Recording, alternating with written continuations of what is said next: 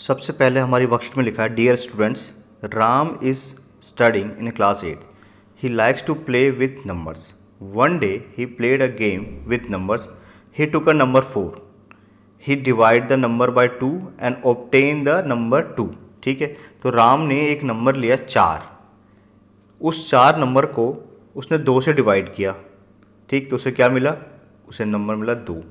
अब ने उसने क्या करा? Now he square the number 2.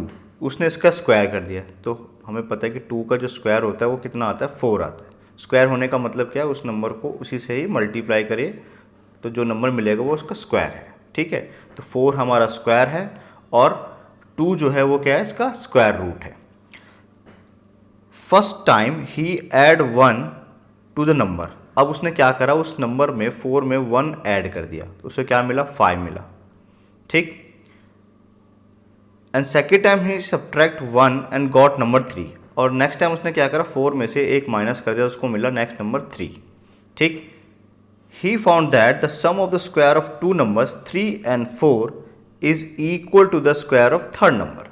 ठीक, तो उसने क्या पाया कि उसने जो 2 नंबर मिले हैं, एक 3, एक 4 और एक 5. ये 3 नंबर की बात हो रही है यहाँ पे, 3, 4 और 5 की. तो 2 छोटे नंबर लेते हैं, एक 3 लेते हैं, एक 4 लेते हैं. तो उसने कहा कि पहले का स्क्वायर करते हैं और दूसरे का स्क्वायर करते हैं. ठीक है, तो 3 का स्क्वायर 9 होता है और 4 का स्क्वायर 16 होता है. ये किसके इक्वल है? ये जो तीसरा नंबर है 5, उसका स्क्वायर करते हैं, यानी कि 25. तो यहाँ भी 25 आ गया और यहाँ भी 25 आ गया. तो दोनों नंबर क्या है? इक्वल आ गया. तो उसने पाया कि 2 नंबर का स्क्वायर यानी कि 3 और 4 का जब स्क्वायर किया गया तो वो तीसरे नंबर के स्क्वायर के इक्वल आ गया. ठीक है, 9 + 16 हमारा लेफ्ट हैंड साइड में आया था और 25 हमारा राइट हैंड साइड में आया. ठीक, तो इसी तरीके से उसने जो नंबर्स के बीच में रिलेशन मिला, इसी रिलेशन को क्या कहा जाता है? पाइथागोरस ट्रिपलेट कहा जाता है. ठीक है, जो हमारी आज की वर्कशीट है पाइथागोरस ट्रिपलेट.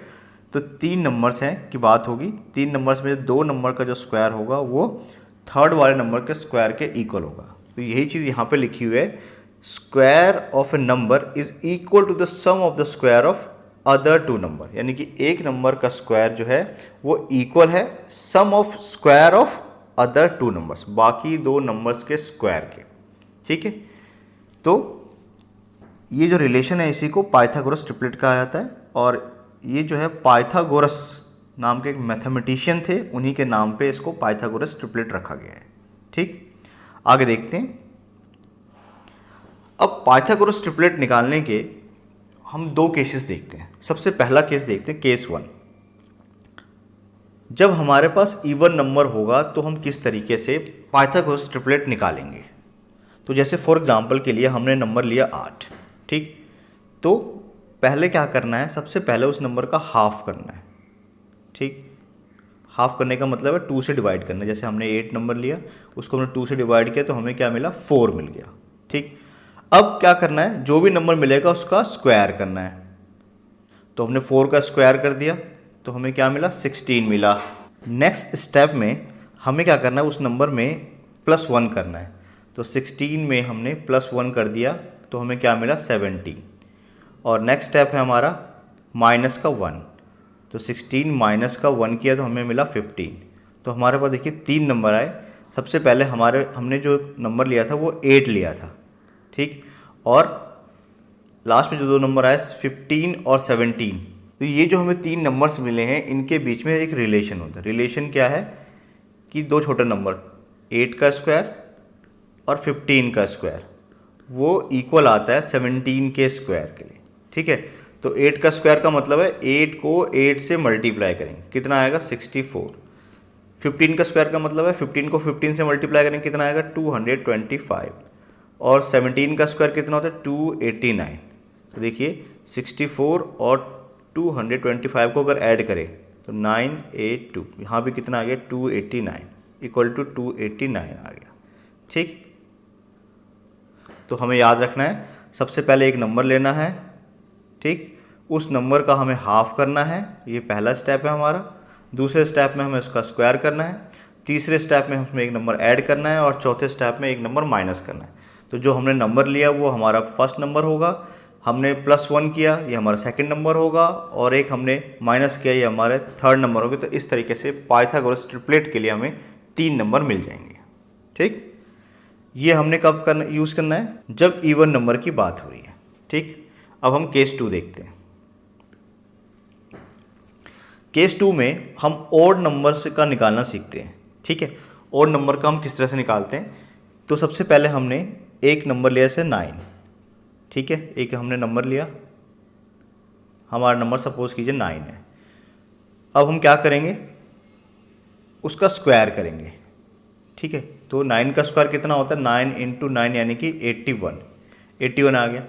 अब इस नंबर को हम इस तरीके से लिखेंगे कि जो दो नंबर्स होंगे उनका सम जो होगा वो 81 होगा, और नंबर्स कैसे होंगे, कंजुगेटिव नंबर्स होंगे। ठीक है, नंबर्स जो है कंजुगेटिव का मतलब है एक के बाद जो अगला नंबर आता है, यानी कि लगातार वाले जो नंबर होते हैं। जैसे मैंने बोला 3 के बाद हमारे पास क्या आएगा, 4 आएगा। मैंने बोला 10 के बाद क्या आएगा, 11 आएगा। तो this is my conjugative number, लगातार वाला नंबर। ठीक है, जो भी नेक्स्ट नंबर होता है, जैसे मैंने 10 के बाद 11 यूज़ किया, या मैंने 13 के बाद 14 यूज़ किया, these are called the conjugative numbers. तो हमें ऐसे लिखना है कि sum of the conjugative numbers is 81। ठीक है, तो देखिए 80 का हाफ कितना होता है, 40 होता है। तो मैंने दो नंबर्स कौन से ले लिए, एक 40 ले लिया और एक 41 ले लिया। तो देखिए 40 और 41 को अगर हम ऐड करेंगे तो हमारे पास कितना आता है, 81 आता है। ये कंजुगेटिव नंबर है, 40 का 41 ही आता है। ठीक, तो देखिए हमारे पास 3 नंबर आ गए। हमने जो नंबर लिया था 9, वो एक हमने 40 मिला और एक हमारा 41 मिल गया। ठीक है, तो 9, 40 और 41 ये हमारे पाइथागोरस ट्रिपलेट है। इसको चेक करते हैं। तो हमने दो छोटे नंबर लिया, यानी कि 9 का स्क्वायर करते हैं, 40 का स्क्वायर करते हैं, और वो इक्वल आना चाहिए 41 का स्क्वायर। ठीक, तो 9 का स्क्वायर कितना होता है, 81। 40 का स्क्वायर कितना हो, 1600। देखिए 40 का स्क्वायर हम कैसे निकालते हैं, देखिए हमें निकालना है 40 का स्क्वायर, तो 40 × 40। अब कैसे निकालेंगे, 4 को 4 से मल्टीप्लाई करके कितना आ गया, 16, और एक जीरो यहाँ पे और एक जीरो यानी कि 1600। ठीक है, तो सिमिलरली यहाँ पर 41 का स्क्वायर निकालते हैं, तो ये हमारा निकलता है 1681। ठीक, इन दोनों को ऐड करते हैं, कितना आ गया, 1681, और ये इक्वल आ रहा है 1681 के। ठीक है, तो इसका मतलब ये जो नंबर है हमारे पाइथागोरियन ट्रिपलेट है। ठीक है, तो इसमें sum of square of two number equal to the square of third one. ठीक है, दो नंबर का जो स्क्वायर का सम है वो इक्वल है तीसरे वाले नंबर के स्क्वायर के। ठीक, तो ये हमारा पाइथागोरियन ट्रिपलेट है। आगे देखते हैं। तो अभी हमने दो केसेस देखे कि अगर इवन नंबर का पाइथागोरस ट्रिपलेट निकालना है तो किस तरह से निकालेंगे, और ऑड नंबर का पाइथागोरस ट्रिपलेट निकालेंगे तो कैसे निकालेंगे। जैसे फॉर एग्जांपल अगर मैंने कोई नंबर ले लिया 7, सपोज कीजिए मैंने एक नंबर लिया 7 और मुझे इसका पाइथागोरस ट्रिपलेट निकालना है। तो पाइथागोरस ट्रिपलेट निकालने के लिए हमने क्या करा, पहले नंबर लिया, नंबर का हमने स्क्वायर कर दिया, तो हमारे पास कितना आ गया, 49। ठीक, अब स्क्वायर करने के बाद हम इस नंबर को स्क्वायर करने के बाद हम इस नंबर को इस तरीके लिखेंगे, sum of two conjugative numbers will be 49। तो देखिए इसका आधा यानी कि 48 का आधा 24 होता है। ठीक है, तो 24 और नेक्स्ट नंबर 25 ले लिया हमने, तो इसको जोड़ने पर 49 आएगा। ठीक, तो देखिए हमारे पास दो नंबर आ गए, एक 24, 25, और हमारे पास शुरू में नंबर कौन सा था, 7। तो हमें 3 नंबर मिल चुके हैं, और इसका जो इनके बीच में रिलेशन होगा वो पाइथागोरियन रिलेशन होगा। देखिए 7 का स्क्वायर प्लस 24 का स्क्वायर इक्वल टू है 25 का स्क्वायर। तो 7 स्क्वायर कितना होता है, 49। 24 का स्क्वायर कितना होता है, 576, और 25 का होता है 625। ठीक है, इसको ऐड कर लेते हैं, 6 + 9 5, 7 + 4 11 + 1 12 हो गया, और +1 यानी कि 625 हो गया। तो 625 इक्वल टू 625 हमारा आ गया। ये हमने इसको वेरीफाई भी कर लिया, चेक भी कर लिया कि ये पाइथागोरस ट्रिपलेट है या नहीं है। कौन कौन से नंबर, 7, 24 और 25। अगर आपसे पूछे कि इवन नंबर का बताइए, जैसे सपोज कीजिए अगर मुझे 14 का निकालना है, तो इस नंबर्स का हम कैसे निकालेंगे, अभी हमने सीखा। ठीक है, लेकिन आप डायरेक्ट भी निकाल सकते हैं। कैसे, इस नंबर का हाफ कर दीजिए, इस नंबर का हाफ कितना होगा, 7 होगा। ठीक है, 7 का हमें निकालना आता ही है, 7 का हमने निकालना सीख लिया। अब हमें कौन कौन से नंबर मिलते हैं, एक 24 मिलता है और एक 25 मिलता है। ठीक, अब क्या करेंगे, हमें पता है कि 7 का स्क्वायर होगा प्लस 24 का स्क्वायर होगा इक्वल होगा 25 का स्क्वायर। अब देखिए ध्यान से, जैसे हमने 14 का निकालना था और हमने 7 लिया था, यानी कि इसको 2 से डिवाइड किया था, 2 से डिवाइड करके 7 निकाला था। अब क्या करते हैं, 2 से मल्टीप्लाई कर देते हैं, यानी कि ये 14 का स्क्वायर हो गया, ये 48 का स्क्वायर हो गया और ये 50 का स्क्वायर हो गया और ये हमारा डायरेक्ट आंसर निकल गया। तो हमारा जो पाइथागोरस ट्रिपलेट है वो 14, 48 एंड 50 निकल गया। ठीक, हम डायरेक्ट भी निकाल सकते हैं। तो नेक्स्ट हमारी वर्कशीट के अंदर जैसे यहाँ पे पाइथागोरस ट्रिपलेट का एक जनरल फॉर्म दे रखी है। जनरल फॉर्म के लिए क्या दे रखा है, 2m m square minus 1 and m square plus 2। ठीक है, हम इस फार्मूले का या इस रिलेशन का यूज़ करके भी हम क्या है पाइथागोरस ट्रिपलेट निकाल सकते हैं। ठीक, इस 3 हमारे पास ट्रिपलेट थे, इन तीनों में से कोई एक नंबर होगा। जैसे फॉर एग्जांपल समझने के लिए यहाँ पे 12 यूज़ किया है।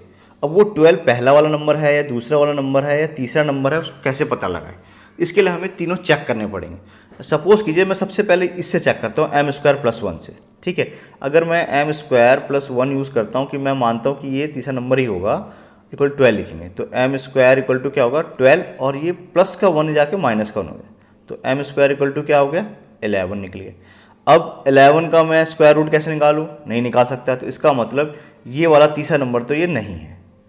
मैं दूसरे नंबर से ट्राई करता हूँ, तो मैंने यूज़ किया m square minus 1 equal to 12।